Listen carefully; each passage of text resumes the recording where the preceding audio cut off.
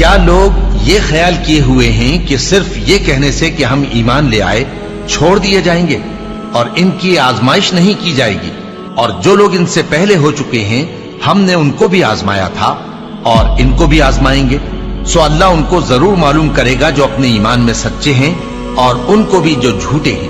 کیا وہ لوگ جو برے کام کرتے ہیں یہ سمجھے ہوئے ہیں کہ یہ ہمارے قابو سے نکل جائیں گے؟ جو فیصلہ یہ کرتے ہیں برا ہے۔ جو شخص اللہ کی ملاقات کی امید رکھتا ہو تو اللہ کا مقرر کیا ہوا وقت ضرور آنے والا ہے، اور وہ سننے والا ہے، جاننے والا ہے۔ اور ہم کسی قدر خوف اور بھوک اور مال اور جانوں اور میووں کے نقصان سے تمہاری آزمائش کریں گے، اور صبر کرنے والوں کو بشارت سنا دو کہ ان لوگوں پر جب کوئی مصیبت واقع ہوتی ہے تو کہتے ہیں کہ ہم اللہ ہی کا مال ہیں اور اسی کی طرف لوٹ کر جانے والے ہیں۔ یہی لوگ ہیں جن پر ان کے پروردگار کی عنایتیں ہیں اور خصوصی رحمت بھی ہے، اور یہی سیدھے رستے پر ہیں۔ اور اے پیغمبر، ہم نے تم سے پہلے کسی آدمی کو بقائے دوام نہیں بخشا، بھلا اگر تم مر جاؤ تو کیا یہ لوگ ہمیشہ رہیں گے؟ ہر شخص کو موت کا مزہ چکھنا ہے، اور ہم تم لوگوں کو سختی اور آسودگی میں آزمائش کے طور پر مبتلا کرتے ہیں، اور تم ہماری طرف ہی لوٹ کر آؤ گے۔ کوئی مصیبت زمین میں اور خود تم پر نہیں پڑتی مگر بیشتر اس کے کہ ہم اس کو پیدا کریں ایک کتاب میں لکھی ہوئی ہوتی ہے، اور یہ کام اللہ کو آسان ہے، تاکہ جو فائدہ تمہیں حاصل نہ ہو سکا اس کا غم نہ کھایا کرو، اور جو تم کو اس نے دیا ہو اس پر اترایا نہ کرو۔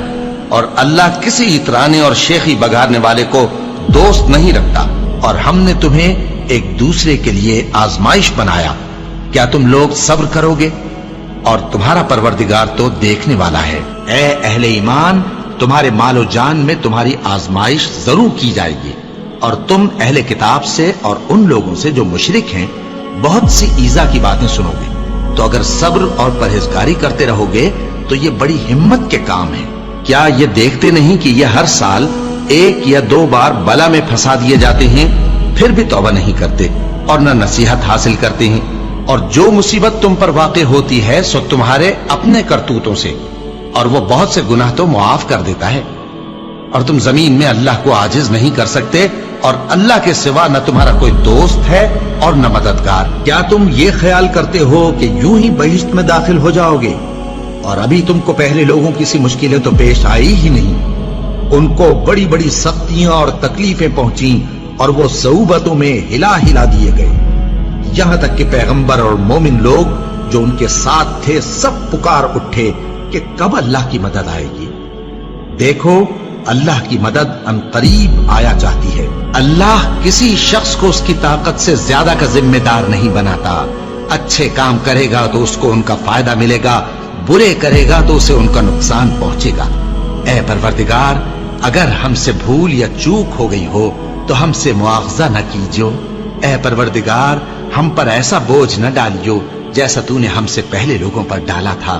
اے پروردگار، جتنا بوجھ اٹھانے کی ہم میں طاقت نہیں اتنا بوجھ ہم پر نہ رکھیو، اور اے پروردگار، ہمارے گناہوں سے درگزر کر اور ہمیں بخش دے اور ہم پر رحم فرما۔ تو ہی ہمارا مددگار ہے، سو ہم کو کافروں پر غالب کر۔